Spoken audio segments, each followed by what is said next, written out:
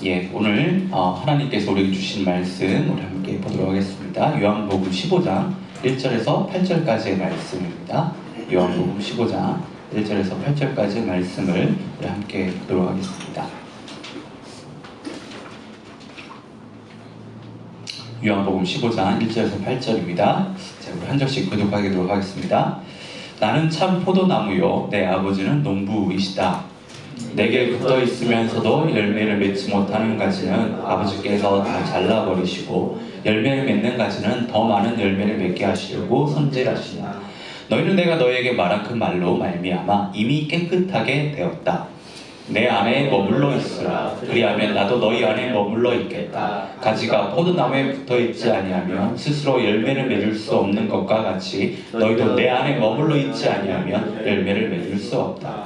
나는 포도나무요 너희는 가지이다. 사람이 내 안에 머물러 있고 내가 그 안에 머물러 있으면 그는 많은 열매를 맺는다. 너희는 나를 떠나서는 아무것도 할 수 없다. 사람이 내 안에 머물러 있지 아니하면 그를 쓸모없는 가지처럼 버림을 받아서 말라버린다. 사람들이 그것을 모아다가 불에 던져서 태워버린다. 너희가 내 안에 머물러 있고 내 말이 너희 안에 머물러 있으면 너희가 무엇을 구하든지 다 그대로 이루어질 것이다. 너희가 열매를 많이 맺어서 내 제자가 되면 이것으로 내 아버지께서 영광을 받으실 것이다. 아멘.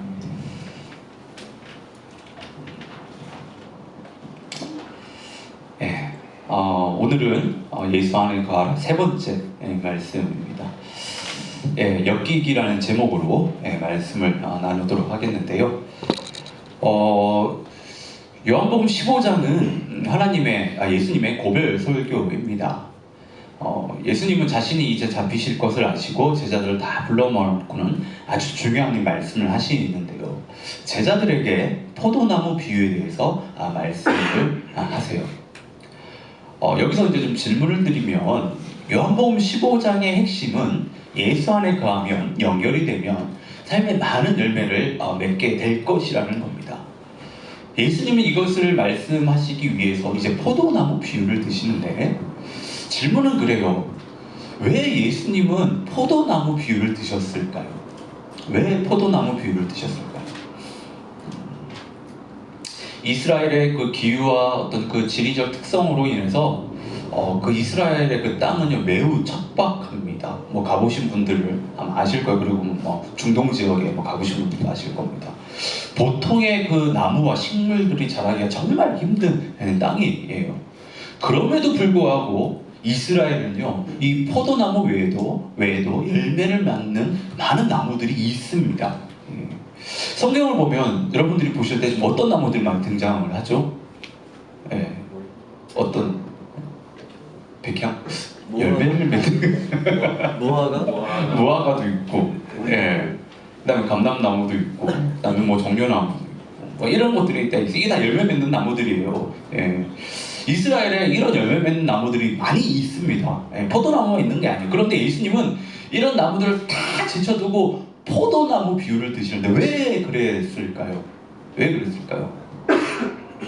분명 제자들에게 중요한 것을 말씀하시기 위해서 포도나무 비유를 드셨을 거예요. 근데 그 여러 가지가 있겠지만 그 이유가 여러 가지 있겠지만 그 중에 하나를 저희가 좀 깊이 있게 좀 살펴보려고 합니다. 포도나무 비유 드신 그 이유 그것에 좀 그 하나를 저희가 이 시간에 살펴보려고 하는데 5절 말씀을 보면 예수님은 나는 포도나무요 너희는 가지이다라고 말씀을 하세요. 여러분 이 구절 안에 이 말씀 안에 중요한 포인트는 뭐라고 생각하십니까?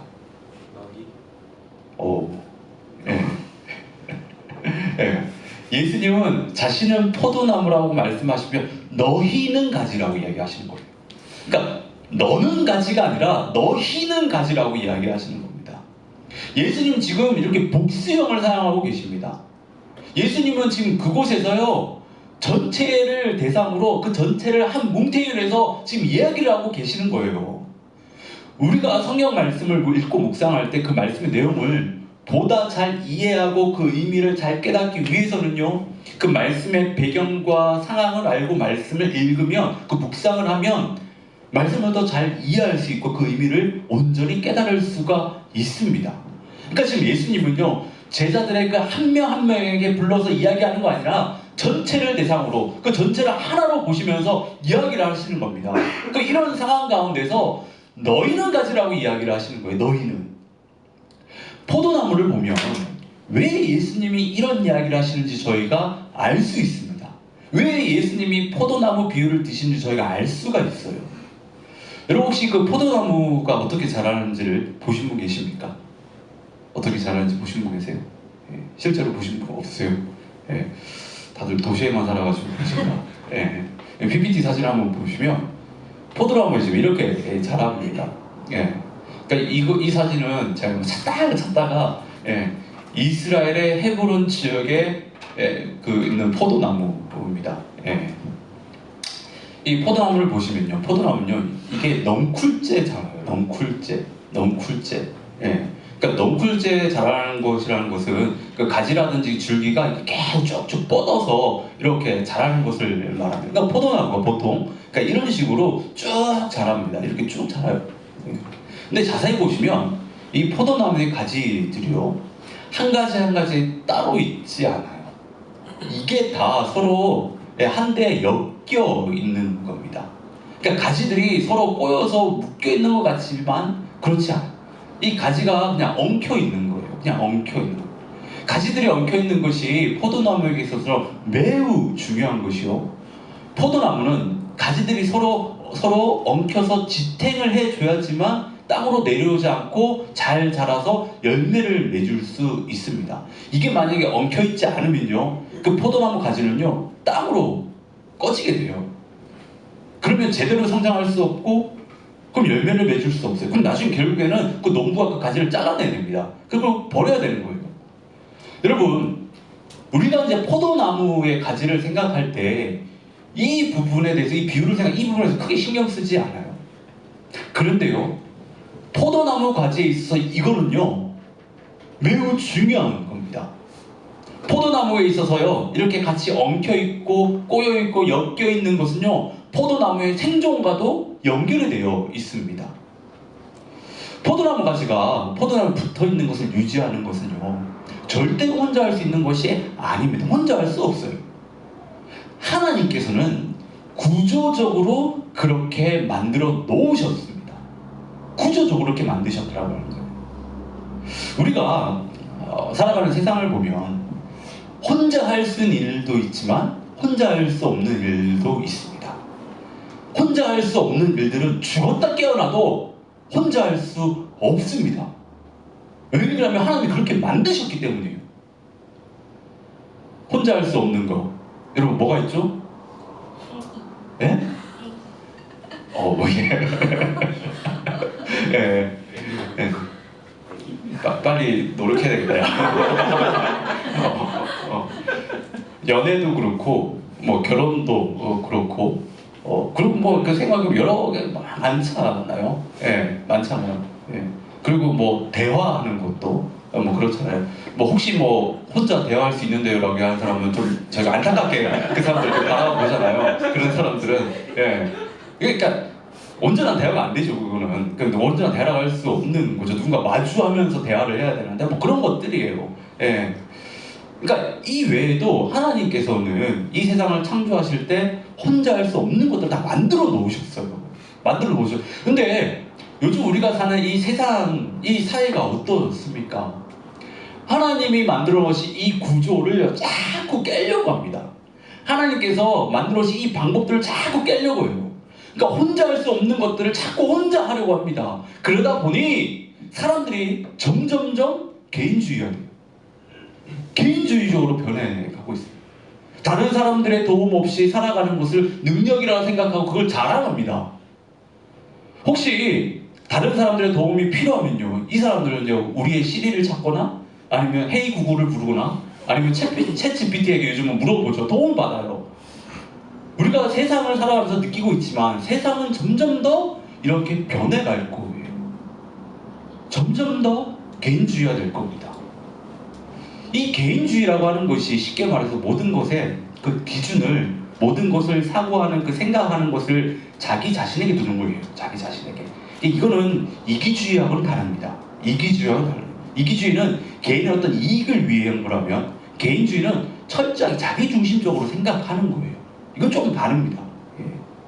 개인주의 성향이 강한 사람들은요, 독립적이고 합리적인 성향이 강한데, 이들은요, 자신의 생활에 깊이 엮여있지 않는 것에 대해서는요, 절대 관심을 주지 않아요. 무관심합니다. 그래서 제가 캐나다 와서 제일 불만 가운데 하나는 뭐냐면, 이게 운전하는 거거든요. 예. 사람들 운전하는 거 보고 진짜 깝깝합니다. 진짜 열불날 때가 뭐 한두 가지가 아니에요. 왜 그럴까 계속 고민하다 보니까 답을 찾았어요. 이 사람들 개인주의가. 예. 그러니까 이 사람들은 운전할 때 캐나다 사람들은요, 뒤에 안 보거든요. 옆에 안 봅니다. 오직 자기 갈 길만 봅니다. 그래서 신호가 보통 한국은 그렇잖아요. 신호가 쓰면 앞차가 쓰면 거의 바짝바짝 붙어줘요. 뒤 차들을 더 많이 이렇게 오을 수 있게끔. 예, 그리고 최대한 우회전 차선에서는 최대한 안 가려고 합니다. 왜 딴 차들 자꾸 빠져가게끔. 이 사람들은 차 앞에 한 3대 있는데도 뒤에 서버려요. 그리고 뒤에 안 봐요. 뒤에 차들이 막 끼고 난리인데도 안 봐요. 예. 왜? 지금 관심이 없는 거예요. 남들이 어떻든 그냥 내가 할 길만 가면 되거든. 옆에도 잘 보지 않습니다. 이게 개인주의. 그러니까 나하고 직접적으로 연결되어 있지 않으면 이 사람도 관심을 두지 않는다라고 하는 겁니다. 이게 개인주의예요, 이게. 그리고 이들은 다른 사람들에게 자신의 생각이나 가치관을 강요하지 않습니다. 물론 강요받는 것도 싫어해요. 이들은요, 다른 사람들에게 자신이 이해받는 걸 되게 중요하게 생각해요. 자신이 수용받고 있다는 것을 매우 중요하게 생각합니다. 뭐 다 좋아요. 뭐 개인주의 성향은 우리가 충분히 존중해야 합니다. 근데 문제는 사회가 점점 개인화되면서 이 사람들이 점점 외로워지고 있다는 거예요. 이 외로움과 관련된 한 리서치를 말씀을 드리면, 한 달 동안 외로움을 느낀 적이 있냐는 이 질문에 10명 중에서 7명이 그렇다고 얘기를 했습니다. 그리고 5명 중에 1명은요, 항상 외로움을 느끼고 있다라고 이야기를 합니다. 뭐 저희 공동체 가운데 지체들 중에서도 그런 분들 계실 거라 저는 생각을 합니다. 그러니까 통계에서 보듯이 외로움이라고 하는 것은 이제요, 한 개인의 문제를 넘어서 사회적 문제가 됐어요. 외로움을 사회적 질병으로까지도 보기도 합니다. 그래서 영국에서는요, 이 문제를 해결하기 위해서 정부, 부처를 만들어서 그것을 운영하고 있습니다. 그러니까 미디어가 발달하면서 사람들은 이제 다른 사람들과 더 소통이 쉬워졌다라고, 더 활발하게 소통할 수 있다라고, 어떤 커넥션이 이루어졌으니까 뭐 사람들 덜 외롭지 않겠냐라고 생각을 할 수 있는데, 여러분, 문자 메시지나 SNS로 맺는 관계는요, 눈에 보이는 표면적인 관계만 유지할 뿐이에요. 이 관계는요, 사람들의 그 관계를요 더 지치게 만든, 이게 다 통계로, 다 연구 결과로 다 나와 있는 겁니다. 이런 관계는요, 우리 안에 더 깊은 관계에 대한 그 갈망과 욕구를 자극하게 한다고 하는 겁니다. 그래서 사람을 더 외롭게 만든다고 하는 거예요. 그 오히려 그 외로움에 대한 갈증을 계속해서 유발한다고 하는 거예요. 예. 사람들 그렇게 얘기하잖아요. 때로는 저는 뭐 인스타는 안 합니다. 예. 그리고 뭐 페이스북도 거의 그냥 이게 그냥 쳐다만 보고 있는데, 소셜 미디어에서 다른 사람들이 어떤 뭐 잘 나가고 있고 뭔가 성공하고 있고 뭐 사람들이 관심을 많이, 뭐 이런 것들을 보면요, 상대적 박탈감을 느낀다라고 해요. 내 주변에 있는 사람들이 자꾸 그렇게 하면, 그러면요, 그 상대적 박탈감 때문에 내가 더 외롭게 된다고요. 외롭게. 네. 그러니까 소셜 미디어를 자주 방문하는 사람들이요, 그렇지 않은 사람들보다 외로움을 더 많이 탄다라고 합니다. 외로움을 더 많이 탄다라고 해요. 네. 그러니까 문제는 이 외로움이 우리가 신앙생활하는 데 있어서 큰 문제를 일으키고 방해를 한다고 하는 거예요. 그러니까 어떤 문제를 일으키냐면, 몇 가지만 좀 이야기를 드리면, 신앙생활의 질을 떨어뜨려요. 그래서 신앙에 대한 어떤 열정과 헌신을 약화시킵니다. 외로움이 많은 사람들은요, 소외감을 많이 느껴요. 그래서 작은 일에, 조금만 어떤 작은 일에 자꾸 자극을 받아서요, 어떤 교회 모임이라든지 이런 데 잘 참여하지 않으려고 합니다. 그것이 쌓이면 결국에 그의 신앙이 멈춰버려요. 신앙 성장을 할 수 없게 됩니다. 이런 외로움을 극복하기 위해서 뭐 사회에서는 그래요. 주변 환경을 바꾸면 된다. 뭐 자존감을 높이면 된다. 아니면 뭐 고양이라든지 뭐 개를 키우면 된다. 아니면 뭐 자기 개발을 하면 된다. 정말 다양한 방법들을 계속 이야기를 하는데, 근데 결국에는 그 문제를 해결하기 위해서 사람을 만나야 돼요. 사람과 피상적인 관계가 아니라 진정한 관계를 나눠야지만 그 외로움이 해결이 돼요. 여러분, 우리가 하나님께서 원하시는 삶을 이 세상에서 살려면요, 반드시 다른 사람들과 엮여서 살아야 돼요. 함께 살아야 됩니다. 공동체를 이루며 살아야 됩니다. 이는요, 하나님께서 인간들이 이 세상을 온전히 살아가기 위해서 만들어 놓으신 방법이에요. 방법입니다. 사람들이 착각하는 것이요, 우리 그리스도인들도 그렇습니다. 함께 더불어 사는 것, 이 공동체를 이루며 생활하는 것을요, 선택으로 생각해요. 선택으로. 여러분, 공동체는요, 함께 살아가는 건요, 선택이 아니라 필수입니다. 신앙생활은요, 혼자 할 수 있는 것이 아닙니다. 함께 해야 되는 거예요. 공동체 없는 신앙생활은 죄송한 이야기지만 제대로 된 신앙생활을 할 수 없습니다. 그렇게 신앙생활하면 안 돼요. 요한복음 15장 12절을 보면 예수님은 포도나무와 가지에 관한 어떤 그 가르침을 주시면서 제자들에게요, 한 가지 분명하게 명령을 내리십니다. 내 계명은 이것이다. 내가 너희를 사랑한 것 같이 너희도 서로 사랑하여라. 계명이라는 것이 뭡니까? 우리가 반드시 지켜야 되는 거잖아요. 근데 그 계명이 지금 어떤 계명이에요? 내가 너희를 사랑한 것 같이 너희도 서로 사랑하라는 겁니다. 서로 사랑하라는 거예요. 이는요, 여러분, 혼자 할 수 있는 것이 아닙니다. 혼자 할 수 없어요. 누군가와 함께 해야 됩니다. 하나님께서 왜 우리에게 이런 명령을 하셨을까요? 우리를 좀 괴롭히기 위해서? 함께 사는 게 얼마나 힘들고 고단한 잠은 겪어보라고 이런 명령을 주셨습니까? 아니잖아요. 서로 사랑하는 것이 우리에게 반드시 필요한 일이기 때문에 하나님께서 이런 명령을 하신 거예요. 여러분, 혼자 사는 것이 편할 수 있습니다. 그런데 이 세상에서 혼자 사는 것은요, 생각보다 힘들고 위험해요. 그리고 평생 그렇게 살 수 없어요. 우리가 살아갈 날이 뭐 얼마 되지 않으면 또 모르겠습니다. 근데 우리는 이 세상에서 100년을 살아야 돼요. 이제 100년을. 저도 아직도 반도 못 살았어요. 아직도 반도 못 살았습니다. 예. 아프리카 속담에 이런 얘기 있잖아요. 빨리 가려면 혼자 가고 멀리 가려면 함께 가야 된다고. 그러니까 우리가 이 긴 세월을요, 우리는 혼자 살 수 없습니다. 다른 사람들과 더 함께 어우러져서 엮여서 살아야 된다고 하는 거예요. 자, 하나님이 이 세상을 창조하신 것을 보면요, 하나님은 사람들이 반드시 다른 사람들과 엮여서 살아야 된다는 것을 이야기하고 계세요. 창조하신 그때를 우리가 생각해 보면 창세기 1장 26절에서 하나님이 사람을 만드실 때 우리가 우리의 형상을 따라서 우리의 모양대로 사람을 만들자라고 하세요. 여러분, 하나님이 지금 이 말씀을 누구하고 나누고 계십니까? 하나님은 혼자 이 말씀을 하시는 것이 아니라 예수님과 성령님께 이 말씀을 하시는 거예요. 그러니까 이것이 의미하는 것은요, 하나님도 공동체를 이뤘다라고 하는 거예요. 하나님도. 그러니까 하나님의 형상을 따라 지음받았다라고 하는 것은 공동체로 다른 사람들과 함께 살도록 지음받았다라고 하는 거예요. 그러니까 우리는 이 사실을 잊으면 안 됩니다. 그리고 하나님은 세상에 빛을 만드시고 하늘과 땅과 만드시고 뭐 동물과 식물들을 만드시면서 반복적으로 하셨던 이야기가 있는데 여러분 그게 뭔지 아세요?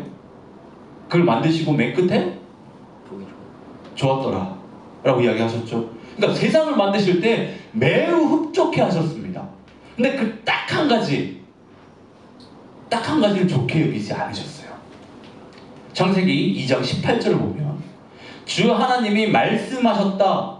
남자가 혼자 있는 것이 좋지 않으니 그를 돕는 사람 곧 그에게 알맞은 짝을 만들어 주겠다.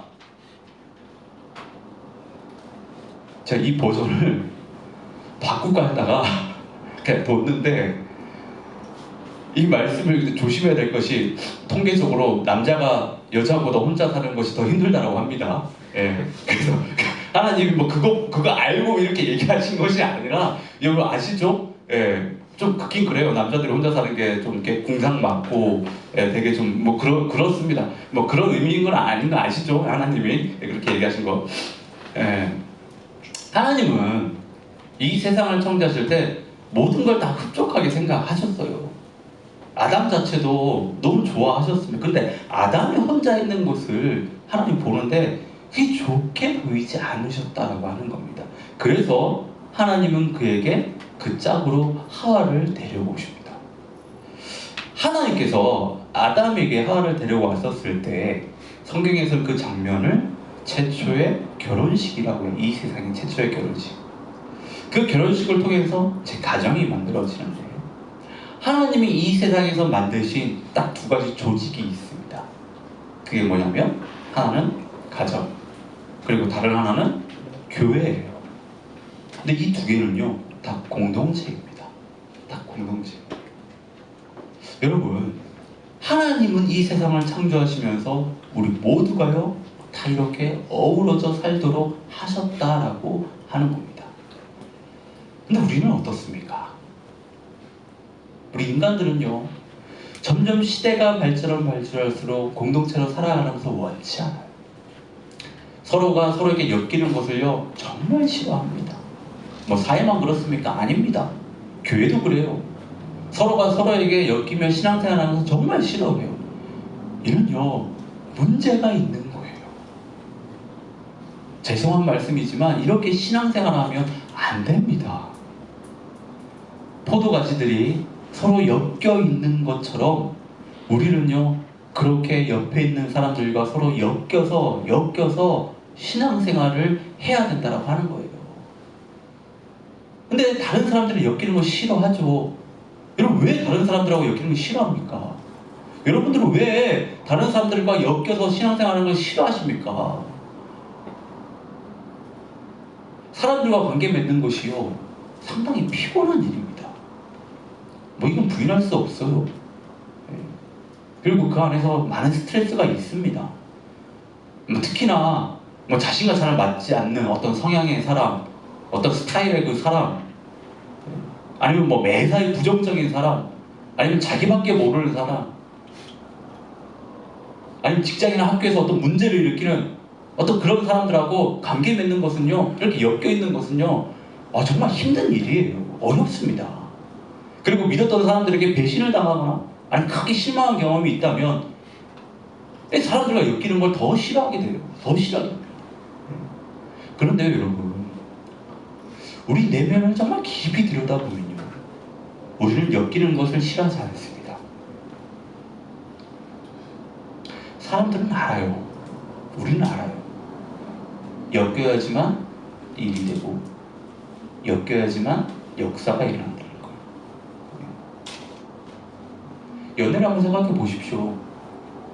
엮이니까 연애가 되는 곳이고, 더 잘 엮이니까 그게 나중에 결혼까지 가는 곳이고, 엮이니까 나중에 가정이 이루어지는 거잖아요. 우리 내면에 다 그런 마음들이 있다라고 하는 겁니다. 근데 그럼에도 용기가 나지 않아서 엮이기 싫어요. 또 배신당할까봐, 실망할까봐, 또 힘들어질까봐 적당히 이제 선을 그어놓고 그렇게 살아가죠. 여러분, 그럼에도 불구하고 우리는 엮여야 돼요. 엮여야 됩니다. 하나님께서 우리가 서로 엮여서 살아가길 원하시는 것은요 하나님이 만들어 놓으신 방법입니다. 그것은 그렇게 살아갈 때 우리에게 많은 유익이 있고 우리 삶에 많은 열매들이 있기 때문입니다. 우리가 그렇게 서로 엮여서 살지 못하면요 우리는, 여러분 잘 들으셔야 돼요, 우리는 엮여야지만 배울 수 있고, 엮여야지만 알 수 있고, 엮여야지만 맺을 수 있는 그 열매들을 다 놓치게 돼요. 이것들은요, 엮이지 않으면 알 수 없어요. 이것들은요, 엮이지 않으면 죽었다 깨어나도 알지 못합니다. 저희 교회에 작년에 세 커플 결혼했잖아요. 결혼을 하니까 아는 게 있잖아요. 결혼 생활을 해보니까 깨달아지는 게 있잖아요. 결혼하기 전까지는 그거 죽었다 깨어나도 모릅니다. 엮여야지만 알 수 있고, 엮여야지만 배울 수 있고, 엮여야지만이 우리가 맺을 수 있는 그 열매들이 있다라고 하는 겁니다. 박영선 목사님이라는 분이 이런 얘기 하셨어요. 겸손은 어디서 배우는가? 얼굴을 못 들 정도로 실수를 해야 배웁니다. 누구에게도 큰 소리 칠 수 없는 자기 자신을 확인해야 겸손을 배울 수 있습니다. 기도 많이 한다고 해서 배울 수 있는 것이 아닙니다. 겸손은 겸손할 수 있는 그 상황과 환경에 놓여 있어야지만이 배울 수 있다고 하는 거예요. 저는 이 말씀을 듣는데 이런 깨달음이 저에게 오더라고요. 하나님이 우리를 이 조합으로 만들어 놓으신 것은 이 조합으로만 있어야지만이 알 수 있고 깨달을 수 있고 배울 수 있고 열매를 맺을 수 있는 것이 있기 때문에 그것을 주기 위해서 저와 여러분들이 이렇게 엮어 놓으신 거라고. 우리 늘 그런 얘기 하잖아요. 참 우리 공동체 독특하다라고. 정말 독특한 사람들이 이렇게 모여 있더라고.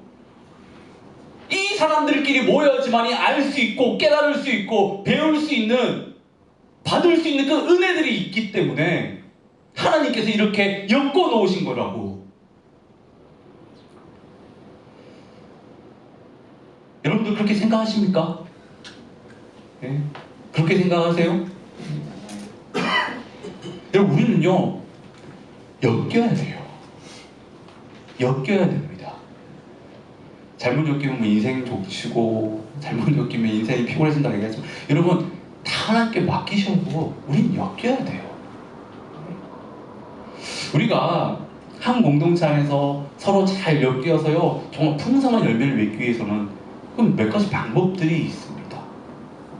좀 세 가지만 말씀을 드리면 먼저는요 서로를 받아줘야 돼요. 서로를 받아줘야 됩니다. 로마서 15장 7절을 보면 그러므로 그리스도께서 하나님의 영광을 드러내시려고 여러분들을 받아들이신 것 같이 여러분도 서로 받아들이십시오. 이 말씀을요 우리가 가제의 삶을 추구하면서 살아갈 때 아주 중요한 출발점이라고 할 수 있습니다.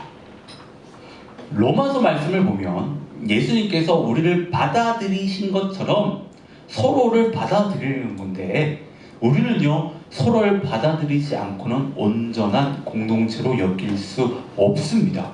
받아들여야 돼요. 우리는 서로가 다 다릅니다. 서로가 살아온 배경, 환경, 그리고 생각하는 것들 다 달라요.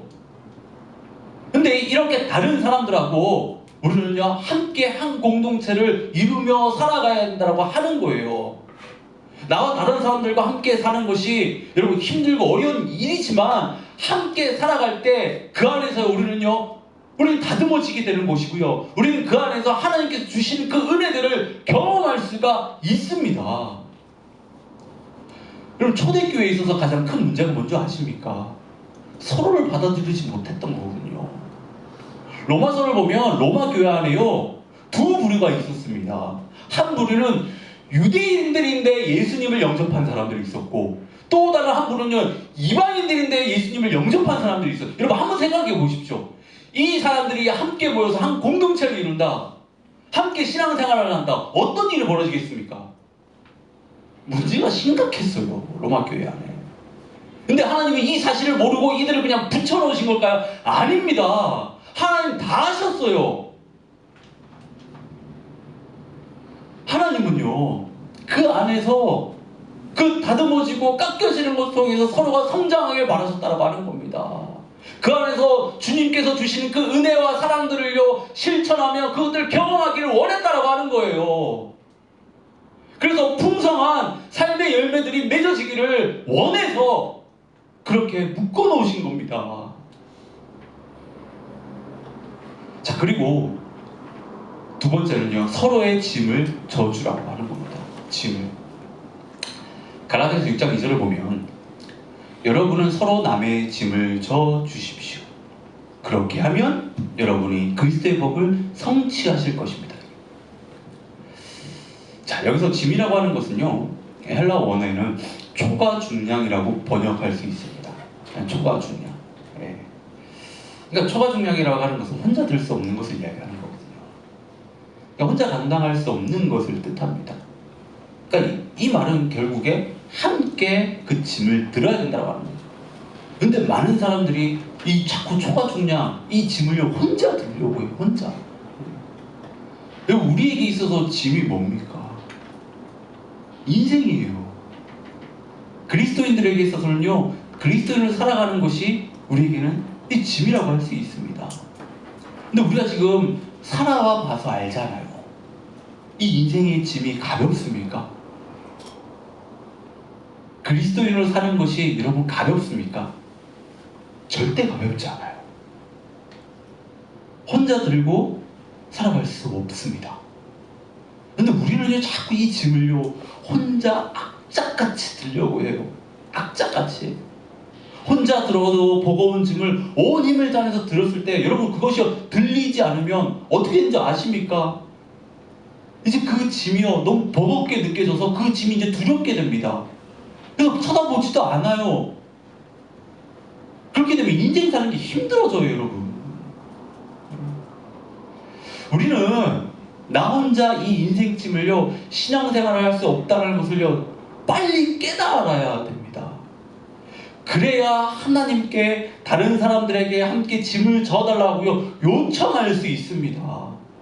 다른 사람들에게 도움을 청하는 것이 창피하고 부끄러울 수 있지만, 자존심을 상할 수 있지만, 여러분 그런데요, 정말 부끄럽고 창피한 일이 뭔지 아십니까? 내가 힘든데, 내가 지금 어려운데 도움을 구하지 않는 거예요.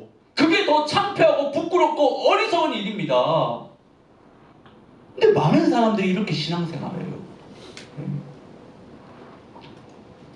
여러분, 우리는요, 서로의 짐을 좀 나눠줘야 돼요.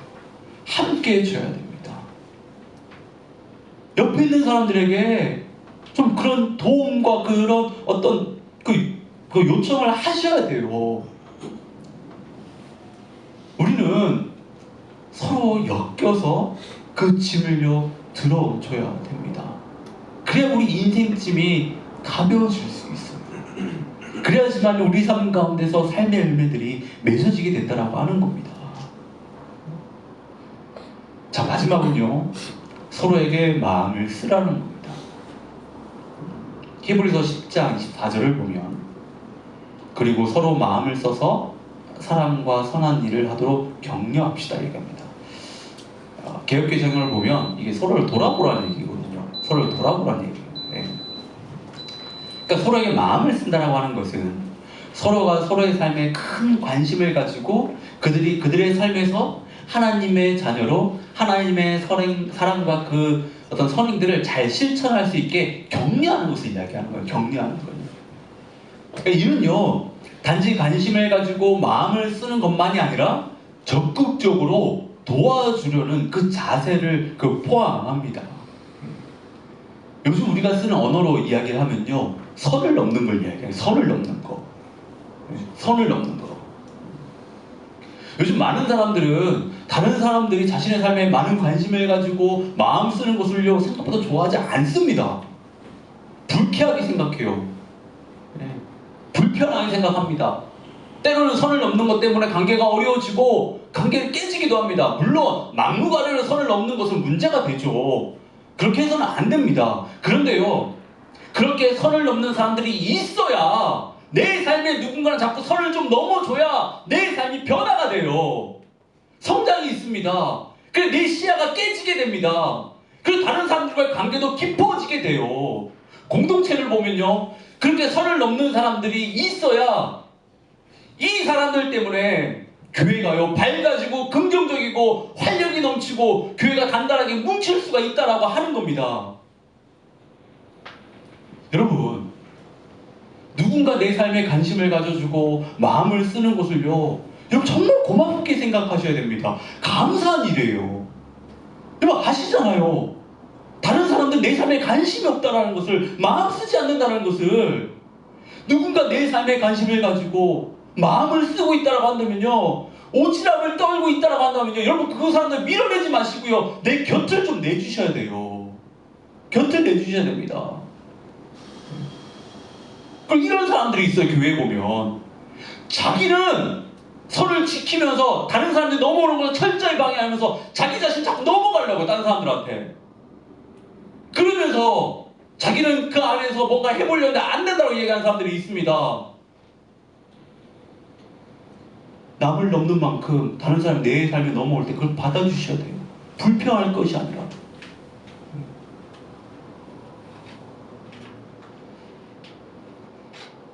그리고 여러분들도, 뭐 저도 그렇습니다. 다른 사람들의 삶에 관심을 가지고 마음을 쓰셔야 돼요. 이 일은 우리가 그리스도인이라고 한다고 한다면 우리는 이 일을 반드시 해야 돼요. 반드시 해야 되는 일입니다. 왜요? 그래야 우리가 성장할 수 있기 때문에, 그래야 우리 삶 가운데 많은 삶의 열매들이 맺을 수 있기 때문에. 그리고 여러분들의 그런 모습을 통해 다른 사람들이, 우리 공동체가 더 단단해지고 성장할 수 있기 때문이에요. 지금까지 한 공동체 안에서 잘 엮이기 위한 3가지 방법에 대해서 말씀을 제가 좀 살펴봤습니다. 여러분, 예수님이 지금 말씀하고 계세요. 나는 포도나무요, 너희는 가지라. 우리는 예수님에 붙어있는 가지들입니다. 가지들의 사명은요, 많은 열매들을 맺는 거예요. 가지들의 열매를 맺지 못하면 하나님이 그 가지를 잘라서 버리십니다. 그리고 사람들이 그 가지를 모아다 불에 태워버려요. 그 말씀이 있잖아요. 우리는 열매를 맺어야 돼요. 열매를 맺기 위해서 예수님 우리에게 예수 안에 거하며 함께 엮이라고 말씀하세요. 여러분, 우리는 지금 내 옆에 있는 사람, 하나님께서 나에게 허락하신 그 지체들, 그 사람들하고 함께 엮이셔야 됩니다. 여러분, 이 엮이는 것은요, 단순히 열매가 문제가 아니라 우리가 살 길이에요. 우리가 살 길입니다.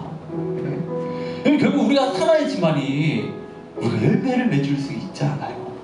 네? 부끄러운 이야기지만 여러분, 저도 엮이기 싫은 사람 참 많이 있어요.